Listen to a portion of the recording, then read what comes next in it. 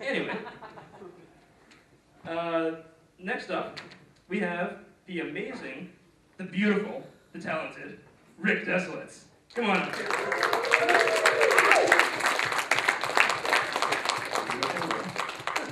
What's that all about? So, hey everybody. I don't think Levy wound up saying it. Welcome to the Kinnicutt classroom-torium stage experience. I don't know how many of you guys have ever been to a stand-up show where you can, walk right up to the audience. Just be like, hey, how's it going? How you doing tonight? Okay. What's your name, hot stuff? Why aren't you on stage? Because I want to spend some time with you. I know his name. I'm going to bring it up later. He's not going to like it. It's fine. We torture him anyway. It's cool. So, everybody like Thanksgiving? People go home, enjoy it? Yeah? Yeah? It's good. You go home, you hang out with friends, family, and all that stuff. I have no friends back home. Thank you for that. I went to elementary school in my city, so, whatever there, but I went to high school in another state, so that pretty much denies me any opportunity to have friends back home, ever. So, when I go back home, it's pretty much all family the whole time. And I didn't think coming back, getting ready for the show, that I was going to have anything to talk about that other than, you go back, you have turkey, whatever. I, ate the whole turkey. Whatever. But nothing like sitting down, hanging out with the family. I was playing cards with my dad, my uncles, and all them. We love to play cards whenever we meet up for holidays and birthdays. And hearing this one come from the other room. Hey, maybe I put a penis in my mouth. I fold. That is actually what happened there. I'm not lying to you. I wish I was. I would love to say that was fake. But, once Thanksgiving's over, December hits. It's wintertime, it's December. So it means that it's time for our favorite weather in the world. Our favorite weather comes out of the sky, sticks on the ground, it's all over the place. That's right, ice. Not snow, no. We can't have snow, we can't have nice things. We have to have ice. Of course, anyone who lives in New England, been here long enough, knows that it goes by several other names. Everyone else calls it ice, we just call it, oh, you again. You bastard. It's, for whatever reason, you never see regular ice first. You never see white ice first. No, it's black ice, and you never expect it. It's just like, oh, it's water. Da-da-da, ah! And you wind up down the street. So that's not fun. And when there's ice, you got to be careful with your car, because all sorts of bad things can happen if you're not paying attention on the road in the winter. What the hell is this knot doing up here? I'm sorry, that just caught my attention. Get that out of there. But yeah, so when you're driving around in the winter, everyone knows you got to be careful for ice. You got to drive slow, be careful. But if you're from New England, you get used to it a little bit too much. So everyone else is driving 5 miles an hour. If you're from New England, you're driving 60 miles an hour, relying on doing Mario Kart spins to get into your driveway. Let's see, if I got the green shell, I can hit it off the bank, just bank it. Dangerous crap like that. And I'm no good with my car. I treat it like crap. I do awful things to it. First day I had my car, left my lights on, killed the battery. That's a great way to end school. Left my doors unlocked, my iPod got stolen. One day, only day I ever did it. I could not believe it. That was pretty crappy. Almost hit a moose, going to Canada, or coming back from Canada. That was fun. Nothing is more terrifying in the world than almost dying from something you can't see.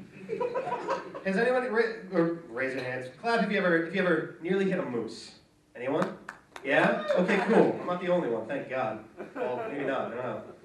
In New England, Massachusetts, New Hampshire, Vermont, Maine, I don't know if they do it any further south than that. They have, when you get taught driver's ed, they have a video that comes from the Maine Transit Authority, something or other. And it goes something like this. It's just showing a bunch of clips of stuff, and then it says, every year, 3 million people are attacked by sharks. Every year, 2,000 people are struck by lightning. And every year, 6 people die in moose-related accidents. How can you possibly take that statistic seriously? 6 people out of, what, 300 million? A year? Okay, that's like a percent of a percent of a percent, something like that. You think, never gonna happen to me. No, that'll never happen. lo and behold, I decide one day, I'm gonna go to Canada. Yeah, why not? Make a day out of it. Drive to Canada, drive back, it's a little dark, get the brights on, and you know, they have signs going, it's like, Moose Crossing, next 80 miles. God damn it, this is gonna be the slowest trip back. So I'm driving like probably 20 miles an hour. Brights on, you can see the road, and anyone who's ever almost hit a moose, especially in the middle of the night, you don't see anything. In fact, that's the problem. That's the problem. You don't see anything. You see, all of a sudden, nothing. Where there was suddenly a road is now a black, like, void in you. And all you have is that split second to go, and, like, throw the car off the road, or something, and pray to God you don't hit something sharp. So, yeah, driving back to Canada, I'm driving with a friend of mine. It's like, all in 1 second, my brain freezes. I hear from next to me, Moose! Throw the car to the left side of the road. I watch a car behind me do the same thing, flying off the road, and spend 15 minutes just going. You okay to drive in? Can we stay here till morning? So yeah, safety with the car is a big issue, especially in the winter, because another thing that happened to me, driving next to my house, and of course, you drive next to familiar roads, you drive like 10 times the speed you normally would. Because you know where all the turns are, you know where all the dips in the road are, you know which trees hurt the least.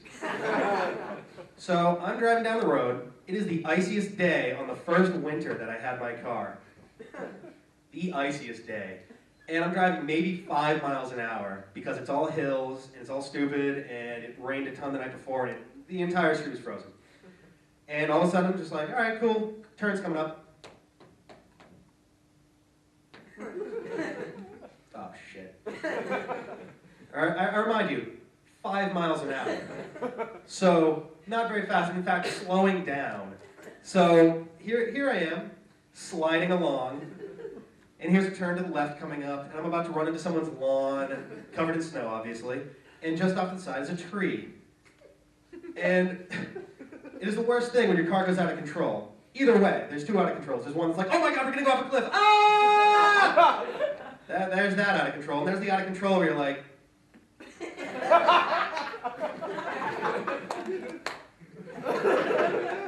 catch an air current?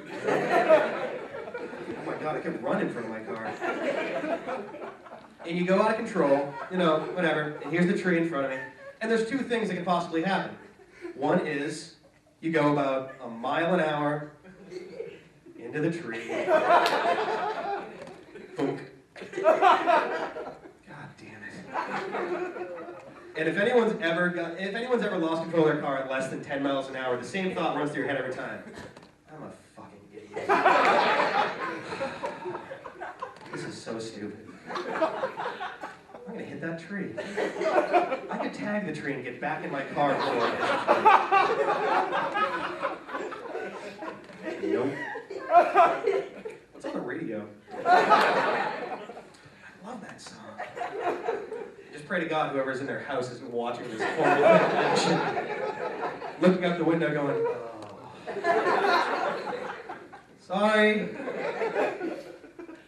However, that didn't happen. Because there's the other option, which is, at the moment of truth, at the moment where you're about to get $3 of damage to your car, it just lurches back onto the road. Because your car goes, no. I like my hood.